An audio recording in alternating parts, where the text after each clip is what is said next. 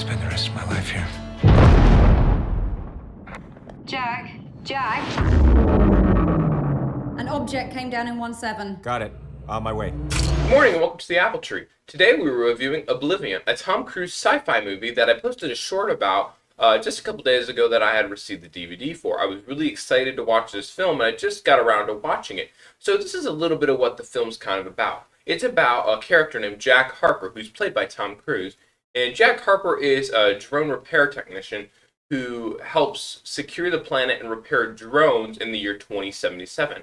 60 years ago in 2017, scavenger aliens came to Earth and resulted in a war between the aliens and the humans ended up using nuclear weapons. The humans did win the war, but it left at a cost that Earth was mostly uninhabitable due to the radiation levels that were left after nuclear weapons had been detonated.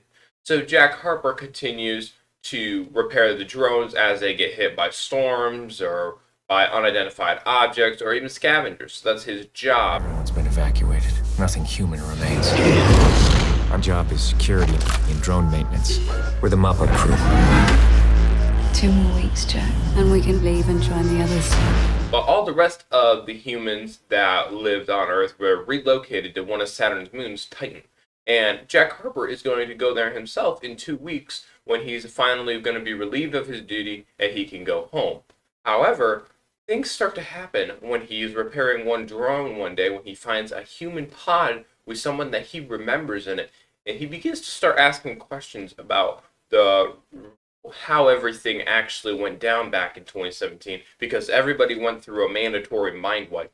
So he's got a few memories, but he begins to ask questions. And when he starts to find his answers, they are both horrifying and shocking for him to find out. So I'm going to break the review today into 2 parts. I'm going to break it into the content part, and then I'm going to skip into my personal review. There will be spoilers ahead, so if you've not seen the film yet, I highly recommend that you go check it out before watching this video, and then come back.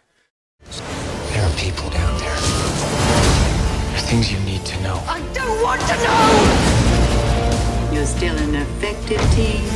We're not an effective So for my ripe apples, I really think that Jack Harper asks the right questions. He doesn't just be fed what he's being told and just takes it as it is. He makes his own opinions, and he wants to make sure that he understands the truth. And when he figures out the truth, he tries to tell everyone around him. He doesn't want to just be the only one that knows. He wants to make sure that everybody is able to get to safety before it's too late. And Jack realizes that the woman that I was talking about a few minutes ago that he found in the pod is actually his wife. And of course, he remembers her from faint memories that went over the mandatory mind wipe. But it was really great for him to be able to reunite with his wife. And he begins immediately, as soon as he figures out that she is his wife, he immediately is trying to protect her and doing everything in his power, including sacrificing himself to make sure that she is able to survive. So it's great to see that he immediately assumes the husband role of protecting his wife. So I really enjoyed that, to see that.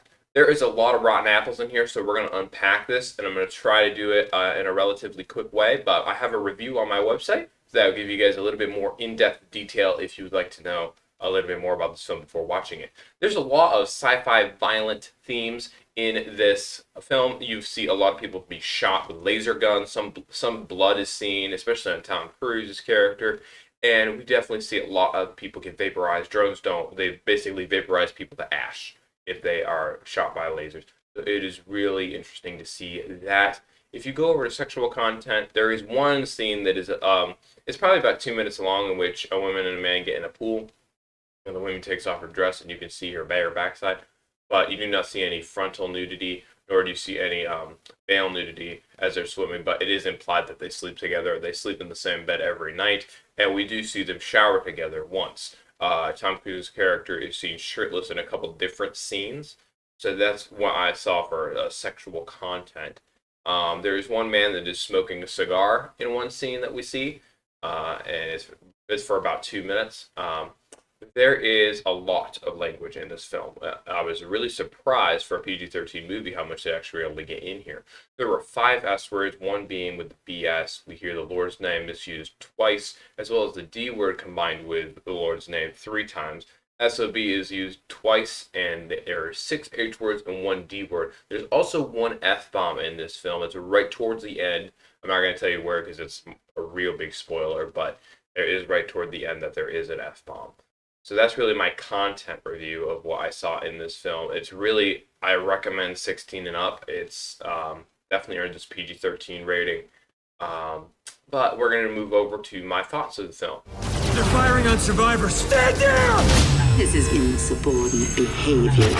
Overall, I enjoyed the film. I think that Tom Cruise did an amazing job acting in this film. I really enjoyed seeing him in a sci-fi role, in a different role from like action adventure and drama like he's used to. I think it was his best sci-fi performance. Yeah, I really think that he did a great job. I'd love to see more Jack Harper or even a different character that he plays in a futuristic film. It just was really interesting to see him have like a laser gun running around, and Tom does this amazing job where he's able to make us feel like we're experiencing the same experiences that Jack Harper is. So I really enjoyed that about the character. I really liked trying to figure out what exactly happened behind the scenes with him. I think they did a really great job with that throughout the film. The plot could be a little bit confusing at times as you try to figure out what exactly is going on, but by the end of the film, they wrap it up in a nice tight bow, and it just makes a lot of sense, and it leaves you with a satisfying feeling. The supporting cast did a great job as well on their characters. I love that Morgan Freeman was able to add just a little bit of comedy to a very serious situation, but not too much like a crazy amount, just a little bit to give you a little laugh and then. So overall, for my personal review for this film, it's an 8 out of 10. It was visually stunning and a well-told story with amazing acting from the supporting cast and Tom Cruise. I think they all did a great job bringing the sci-fi film together. I think that it was visually amazing, and I would definitely watch this film again. However, for my family friendliness review, it's only going to get a 5 out of 10. I'm really shocked that it was a PG-13 rating just because of the language alone. So, like I said before, I'd recommend that you be 16 and up if you plan to watch this film, just due to the type of content that is in it. If you've seen this film before, let me know in the comments, and we can talk about it, and we can just get to know your favorite part or my favorite part. And if you have any other films that you guys would recommend that you guys want me to see, let me know, and I will get that review for y'all. Thank you. Have a good rest of your day. It's time to come home. I'm not gonna do that. Earth is my home.